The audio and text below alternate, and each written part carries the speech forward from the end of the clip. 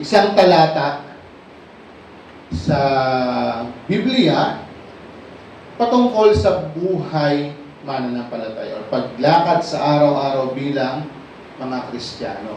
Okay?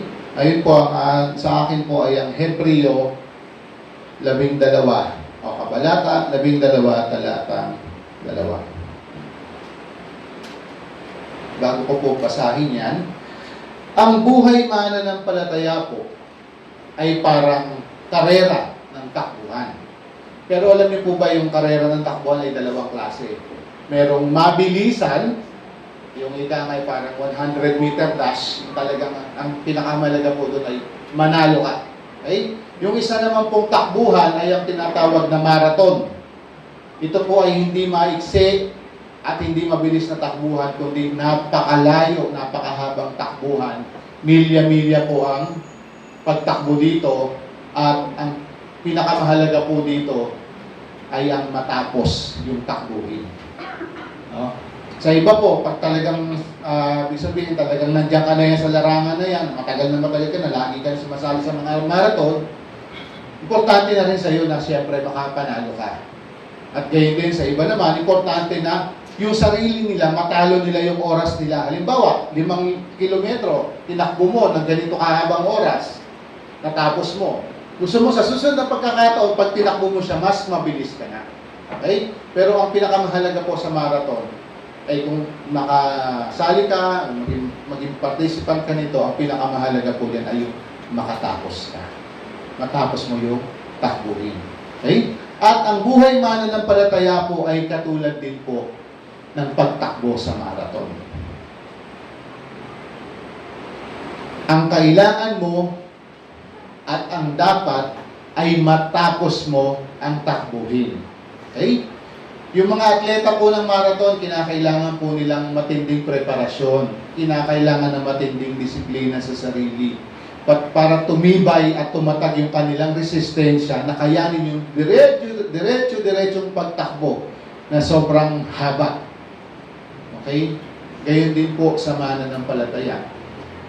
Paglakad ng isang mananampalataya o kanyang pagtakbo bilang sa buhay bilang Kristiyano, ang kailangan po ay napakahalaga po yung pagtitiis, pagtitiyaga, pagsusumikap para makatapos sa takbuhin. Okay? At gayon din po, napakahalaga po na wala po tayong bagahe. Wala pa po tayong nakitang sumali sa takbuhan na may dala. No? Yung iba nga hanggat maaari talagang kung anong nipis ng damit para talaga makatulong para sa kanilang pagtakbo.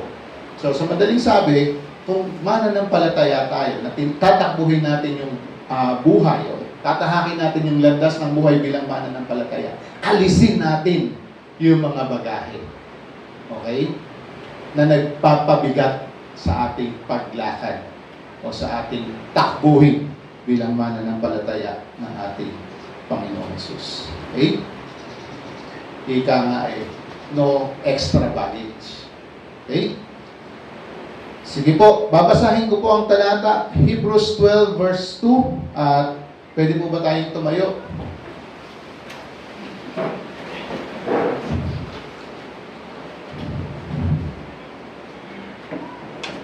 Ituon natin ang ating paningin kay Jesus. Sa Kanya nakasalalay ang ating pananampalataya mula simula hanggang katapusan. Dahil sa kagalakang naghihintay sa Kanya, hindi Niya inalintana ang kahihiyan ng pagkamatay sa krus, at Siya ngayon nakaupo sa kanan ng trono ng Diyos. Diyos po magpala sa Kanyang salita. Ituon po natin ang ating paningin kay Jesus na Siyang pinagmumulan at kabuuan ng ating pananampalataya. Dahil sa kagalakang naghihintay sa Kanya, hindi Niya ikinahiya ang mamatay sa krus. At Siya ngayon ay nakaupo sa kanan ng trono ng Diyos. Bago po dumating yung verse na yan, meron po yung 1. Ito pong sinasabi sa verse 1. Kaya nga, dahil napaliligiran tayo ng napakaraming saksi, tanggalin natin ang anumang balakid at ang kasalanang kumakapit sa atin, buong tiyaga tayong tumakbo sa takbuhin nasa ating harapan. Okay? Buong tiyaga raw tayong tumakbo at alisin daw yung ating mga balakid sa ating pagtakbo. Sino naman po yung tinutukoy dito na napaliligiran tayo ng mga napakaraming saksi? Ito po yung nasa chapter 11. Kasi chapter 12 po tayo, di ba? Yung nasa chapter 11, ang tinutukoy po kasi dyan, andyan po yung chapter kung saan iyan yung mga bayani, kung tawagin yung mga bayani ng pananampalataya. Kung di ako nagkakamali, 17 po sila. Sila Abraham, sila Moises, sila David, sila Jephthah, sila Gideon, at marami pa pong iba. Sila po ay nanalig sa Diyos at inaasahan ang pagdating ng tagapagligtas. Ang Mesiyas o ang Misaya o ang Kristo. Sila po, habang hinihintay po nila yung ipinangakong tagapagligtas o ang Mesiyas o ang Kristo, sa kanila pong paglakad o sa kanilang buhay, na buhay pananampalataya, ay nagpatuloy sila, nagsumikap na nakatuon ang kanilang paningin doon sa darating na tagapagligtas. Hindi naging madali ang mga buhay nila. Maraming naging pagsubok, maraming naging parang sagaban, maraming naging hirap na pinagdaanan. Pero nagpatuloy sila hanggang sa maganap yung pagkakumpleto nila doon sa kanilang naging takbuhin. Kaya sila tinawag ng mga bayani ng pananampalataya. Dahil sa kabila ng kanilang mga pinagdaanang hirap, sila'y nagpatuloy, hindi nila inisip yung mga bagahe, yung mga nagpapahirap sa kanilang lakbayin. Nagpatuloy lang sila dahil nakafocus sila sa isang direksyon. Okay? Kaya po, nung sinasabi, nung sumunod na sa chapter na, ini-encourage ng sumulat ng mga mananampalataya, kayong mga kapatid, dapat alisin ninyo yung mga bagahe dahil ang buhay mananampalataya ay parang marathon. I-focus natin yung ating pagtingin sa isang direksyon. Ang halimbawa natin sino? Yung mga nandun sa Hebrews chapter 11. Yung mga bayani ng pananampalataya. Pero ang higit na mainam na tignan nating halimbawa ay walang iba kundi si Jesus Christ, ang ating Panginoong Jesus. Kaya dito niya sinabi yung verse 12, ay yung verse 2 ng chapter 12 na ituon natin ang ating paningin kay Jesus.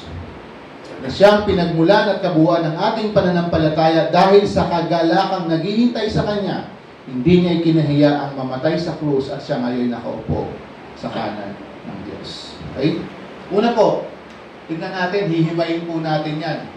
Una, ituon natin ang ating paningin kay Jesus. Wala po tayong ibang pinakamahusay, pinakamainam na halimbawang dapat sundan, kundi ang ating Panginoong Jesus lang. Ang kanyang ginawa.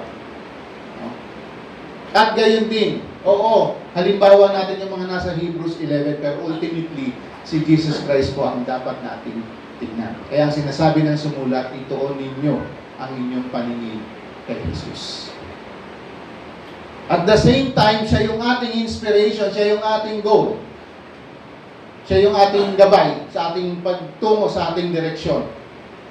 Siya rin naman po talaga yung ating goal. Kumbaga sa marathon, siya yung ending ng ating takbuhin. Kaya habang nandito tayo sa buhay na ito, na tayo mananampalataya ng ating Panginoong Hesus, kaya sabi ng sumulat, ituon lamang ninyo kay Kristo ang inyong paningin. Kasi po, hindi po madali ang buhay mananampalataya. Kaya laging panawagan, ituon po natin kay Kristo ang ating paningin. Minsan, alam niyo po, kahit sa loob mismo ng chapel, nangyayari po na ang mga tao ay hindi tumitingin. Kanino tumitingin? Nakatingin na sa kapwa. Tandaan po natin, lahat po tayong naririto ay may mga kanya-kanya po tayong kahinaan. May mga kanya-kanya pong istorya ang ating mga buhay. Pero bakit tayo naririto? Dahil sa Panginoong Hesus.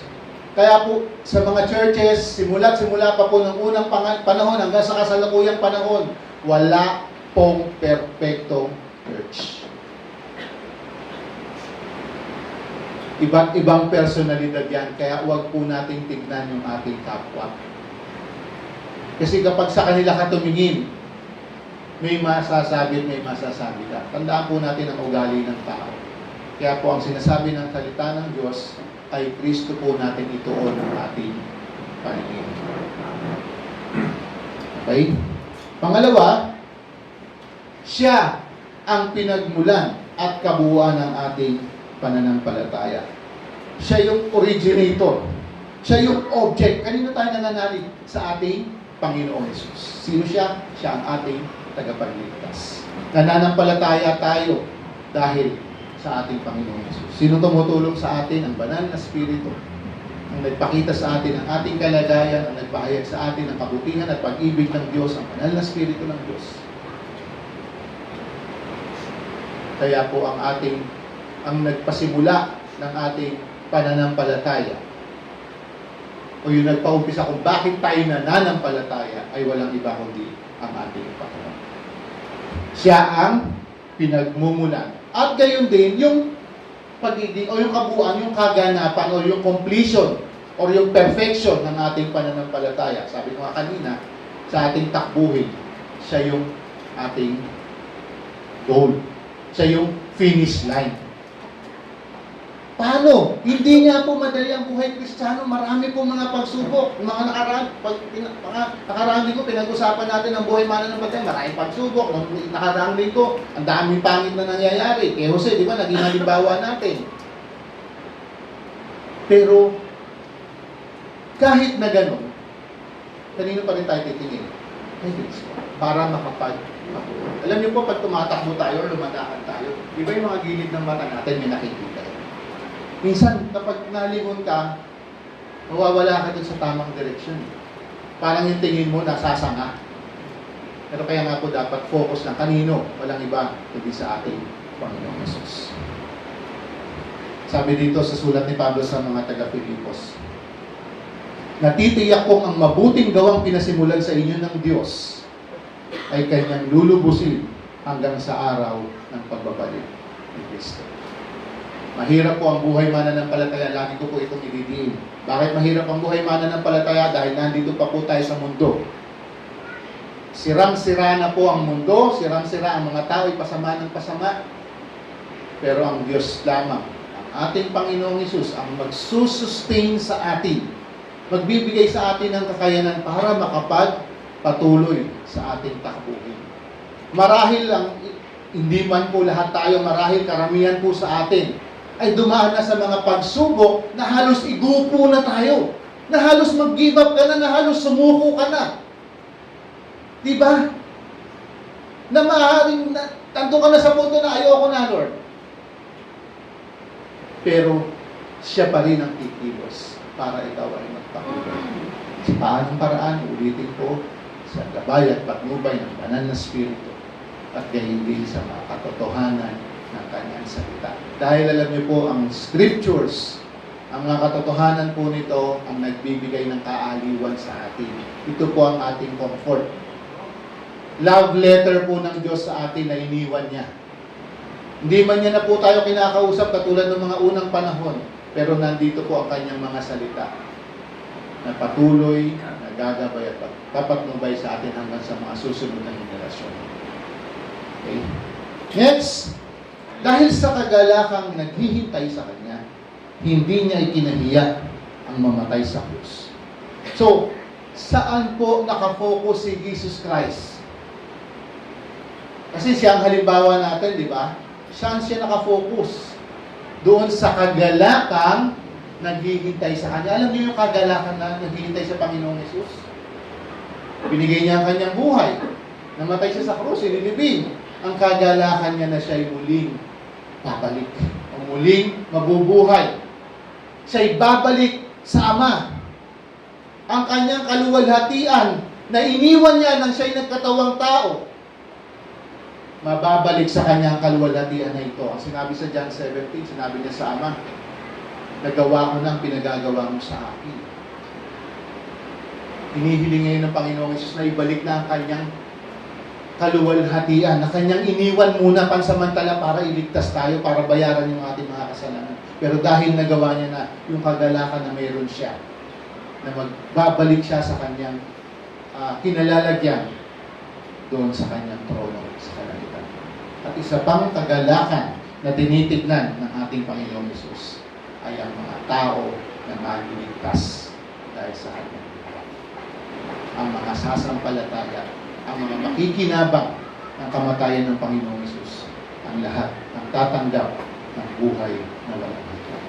Ayun ang kanyang kagalakan. Darating ang araw na ikaw, na taong makasalanan, na mahal ni Kristo, darating ang araw, magkakasama tayo doon sa kanyang kaharian. Salamat. Naganap na, natapos na, nagawa na ng Panginoong Hesus. At gayon din, yung iniisip niya, nasa puso niya, ng mga makasalanan, na maligtas. Darating ang araw, lahat ng taong niligtas ng Panginoon ay kasama niya at walang humpay na magpupuri at sasamba sa ating Diyos. Inyo? Hindi po madali ang pinagdaanan ng Panginoong Hesus. Sa kabila nung nandun pa rin dahil sa inaasahan niyang kagalakan, hindi niya ikinahiya ang mamatay sa krus. Alam niyo po ang kamatayan sa krus. Ito po yung pinaka-brutal, pinaka-masalimuot na paraan ng kamatayan.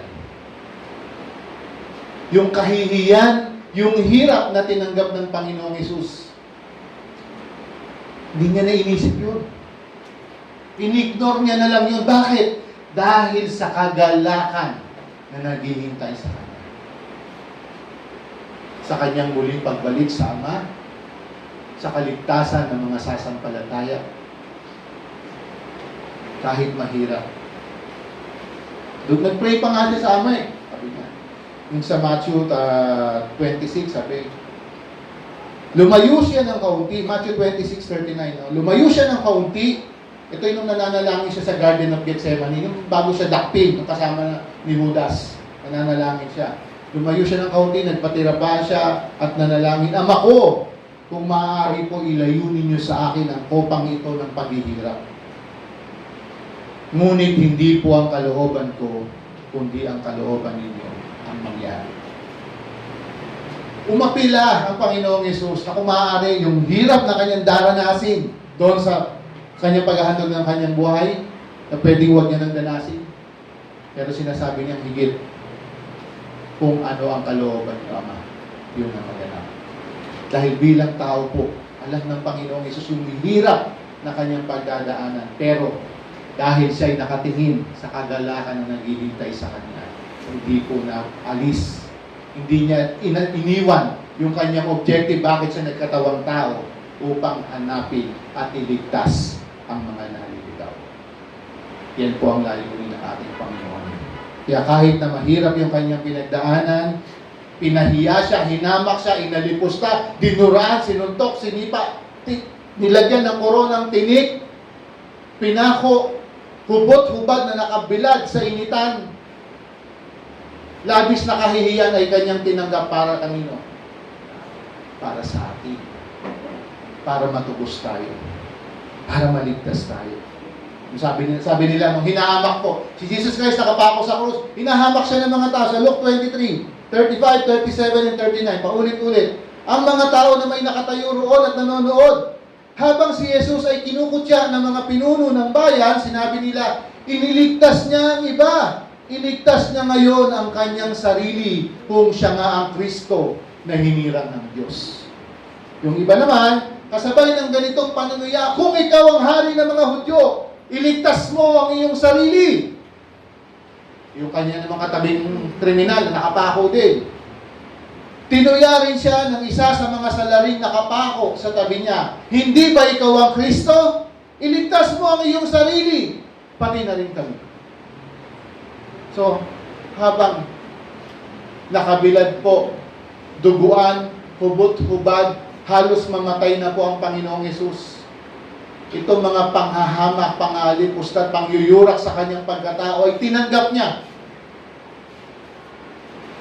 Tandaan niyo po pagkatao. Diyos po siya, pero kinailangan niya pong magkatawang tao para may pangbayad sa ating mga kasalanan. May pangtubos sa atin. Okay? Pero, hindi niya ginawang bumaba. Hindi niya ginawang iligtas ang sarili niya, pati yung kasama niyang kriminal na nakapako din. Bakit? Kasi, magagawa lamang niyang iligtas ang mga tao kung hindi niya ililigtas ang kanyang sarili doon sa krus. Kinakailangang manatili siya, mamatay siya doon sa krus para ang lahat ng tao na kanyang nais iligtas ay maligtas. Matubos sa bunga ng kasalanan na kapahamakan sa apoy ng impyerno. Siya ang kordero ng Diyos na aalis ng kasalanan sa mundo. Kaya po kahit anong panawagan nila, bumaba ka dyan, iligtas mo ang iyong sarili. Hindi niya ginawa. Pwede niya gawin yun, kayang-kaya ng Panginoon yun. Pero hindi niya ginawa kasi isa lamang po ang kanyang layunin nung siya'y nagkatawang tao upang iligtas ang mga makasalanan. Okay? Next. Dahil sa kagalakan, naghihintay sa kanya, hindi na galing harapin niya yung hirap ng pagkakapako sa krus. Yung kahihiyan nito, wala yun. Hindi niya tinignan yun. Kasi nakapokus siya sa kanyang misyon sa mundo na ito.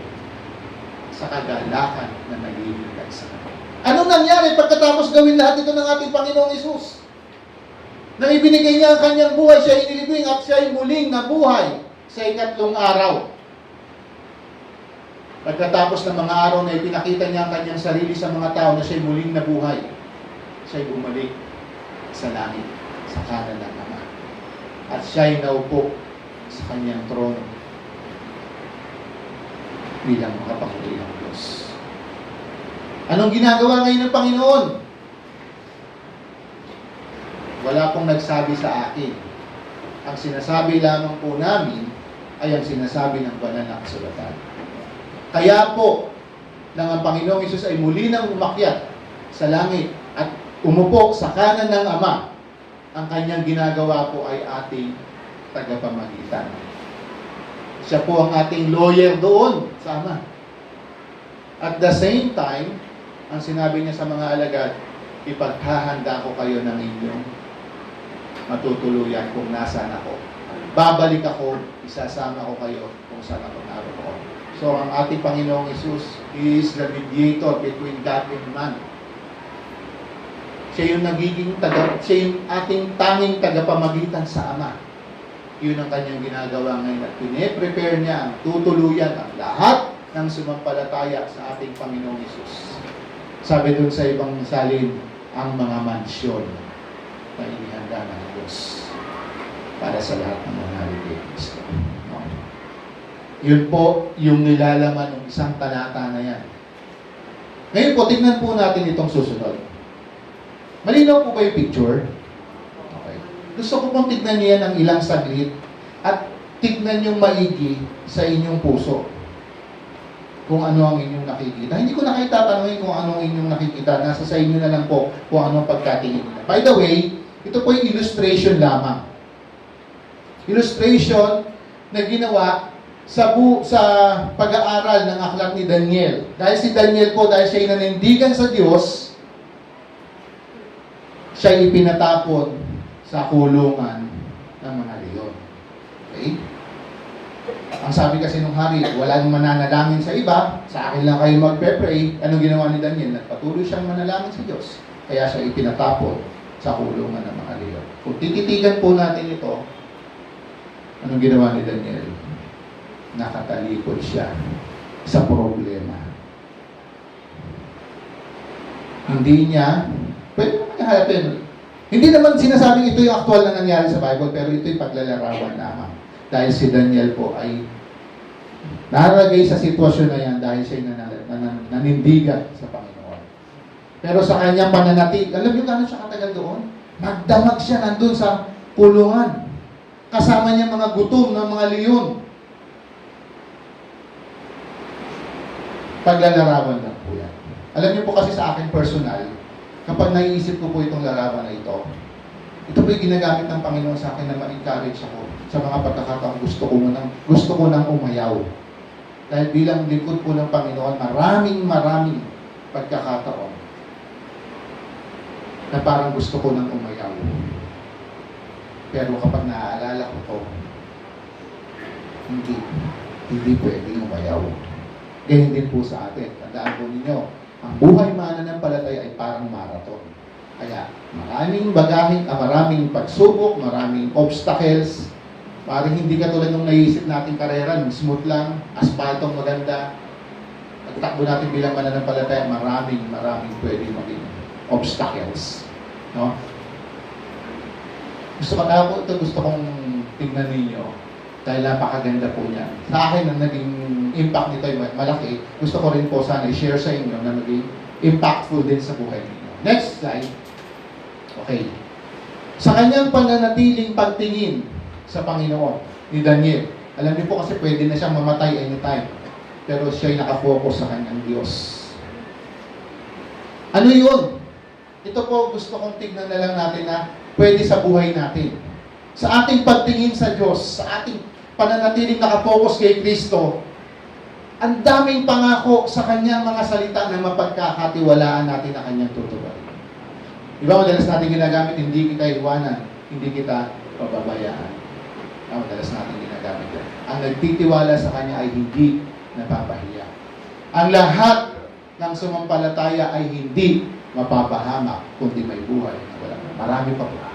At lagi nating tatandaan na ang Diyos ay mabuti. God is good all the time, and all the time, God is good. Napatunayan na natin sa buhay natin na siya'y tapat. Maraming pagkakataon noon na may mga problema tayong kinaharap. Nanalangin tayo, tumugo ng Panginoon, na hindi natin inaakalang malalampasan natin because God is faithful. May mga panalangin siya na binigay. May mga panalangin tayo na sinunod niya sa pamamagitan ng kanyang kalooban. Di ba lagi tayo nagpe-pray, Lord, ito ang aking petition, pero higit na mabuti kung anong kalooban niyo, Lord, sana ito ang magganap. Okay? At huli po, nanilagay ko, I want my loved ones to be saved and be part of our church. Ninanais ng bawat isang sumampalataya kay Kristo na natanggap ang buhay na walang hanggan, ang kapanatagan, ang kaligayahan ng pagiging anak ng Diyos, na naisin mo talaga, o patuloy mong ninanais na ang iyong pamilya, ang iyong mga mahal sa buhay, na wala pang relasyon kay Kristo, ay maging bahagi ng katawan ni Kristo. I'm not just talking about SICC, mga kapatid. Hindi lamang po na madala niyo sila sa church, kundi madala niyo sila sa isang church. I mean, sa universal church na ito yung kalipunan ng lahat ng sumasampalataya kay Kristo sa buong mundo. Okay? Kaya po kung ikaw na tinanggap mo ang buhay na walang hanggan ng kapatawaran, ang joy of salvation, na naisip mo rin naman talaga na ang iyong mga mahal sa buhay ay makamtan din. Ayan yung mga bagay na nagiging elemento, magiging sangkap sa iyong pagtingin, pananatili ng iyong pagtingin kay Kristo. Ilan lamang po yan at napakarami pang pwedeng iba. At tignan po natin kunyari ito yung mga leon. Kung titingin kasi tayo sa mga leon, sa mga problema, sa mga takot sa buhay natin, hindi po tayo makakapag-focus. Nagbigay lang po ako ng halimbawa. Unang-una po, yung mga pagsisinungaling ni Satanas sa atin. Kung bibigay po tayo sa mga pagsisinungaling ni Satanas, aayaw na po tayo. Okay? May mga pagkakataon, nadi-disappoint tayo, hindi natin gusto yung mga nangyayari. Sabi ko nga, kahit po sa loob ng church, may mga ganyan. Nadi-disappoint ka sa tao sa church. Na-frustrate ka sa mga nangyayari. May mga kabiguan sa buhay mo, Lord, bakit hindi mo ibinigay? Pinagsumikapan ko naman na makamtan ng magandang resulta nito, bakit hindi mo ipinahintulot? Kapag dyan ka nag-dwell sa mga yan, hindi ka makapagpapatuloy sa Panginoon. Kaya lagi po nasa isip natin, mga kapatid, ang buhay mananampalataya ay parang isang marathon. Ang goal natin, hindi lang mag-participate. Ang goal natin, makatapos. Diba? May award po silang binibigay pagtapos ng marathon, nakalagay, completer. Kasi nagawa mong takbuhin. Yung 5, 10, 20 kilometro na sinalihan mo. Okay? Ano pa? Self-pity, naawa ka sa sarili mo, sa kalagayan mo, hindi bali. Kung mahirap ka, ano na yun? Mayaman ang Diyos. Amen. Di ba? Mahirap ka sa mundo na ito, okay lang. Mayaman ang Diyos mo. Ang kayamanan natin hindi dito. Saan? Sa langit. May mga salita po na naririnig tayo minsan na nakapagpapahinga ng ating kalooban. Minsan po, kahit mismo sa kapwa mo kapatid, naririnig mo yan, dudulot para manghina ka. Huwag mong tignan. Talikuran mo lang. Ito ka tumingin. Manatili ka nakatingin sa mga pangako ng Diyos, sa kanyang katapatan, sa kanyang kabutihan. Doon lang lagi. Ito po, gusto po ni Satanas yan, na pagdudahan mo ang kabutihan at katapatan ng Diyos. Yan, dami niyang ginagawa para maging dahilan sa iyong pag-ayaw. At gayon din po, may mga tao po. Actually, may mga kapatid po tayo. Hindi lamang dito, hindi sa ibang lugar, kahit na mga nung unang panahon, ginagamit po ni Satanas. Yung mga tao na umalis sa church, at parang okay sila, bakit parang ang saya nila? Gagamitin po ng kalaban yan. Alis na lang din ako, baka mas okay ang buhay, baka mas maging masaya ako. Ang hirap kasi, tuwing linggo, gigising ako ng maaga, pwede naman ako maglakwatsa, pwede kong gawin yung ganito, bakit sila mukhang masaya sila? Alam niyo po, gamit ng kalaban lang ang mga bagay na yan. Kaya po, huwag po tayong mag-dwell dito. Talikuran natin, sa tayo tumingin. Doon. Sa lahat ng mabuti. Sa lahat ng ginawa ng Diyos sa atin. Fix our eyes on Jesus. Focus on Jesus alone. Kaya nga po, lagi namin sinasabi, kapatid, huwag kang tumingin sa tao. Tumingin ka kay Kristo. Bakit ka ba nandito? Hindi ka naman nandito dahil sa Kanya eh. Hindi dahil sa tao eh. Nandito ka dahil sa ating Panginoong Yesus. Yan po ang nais ng Panginoon. Kaya sa ating paglakad sa araw-araw bilang mananampalataya, yan ang iniwan sa atin ang sumulat ng aklat ng Hebreo. Jesus be our ultimate example and He is our goal. Our end goal is Jesus Christ. Paano? Ang bawat mananampalataya ay naghahangad na maging katulad ng ating Panginoon Jesus. Manalangin po tayo.